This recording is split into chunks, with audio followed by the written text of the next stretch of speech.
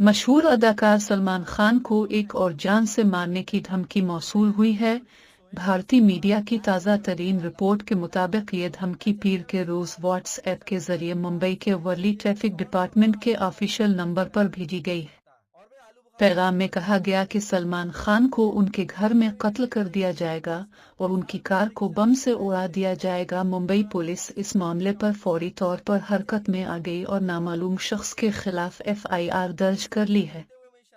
Security इदारों ने सलमान खान की रहायशगाह के इर्द गिर्द हिफाजती इक़दामात मजीद सख्त कर दिए हैं। वाज़ेह रहे कि ये पहली बार नहीं है कि जब सलमान खान को इस नौयत की धमकियां मौसूल हुई हों। इससे कबल भी उन्हें मुख्तलिफ तरीकों से कत्ल की धमकियां दी जा चुकी हैं, जिसके बाद अदाकार की सिक्योरिटी में खातिर खा इजाफा किया गया था। भारतीय मीडिया का कहना है कि पुलिस वाक़े की मुकम्मल तहकीकात कर रही है।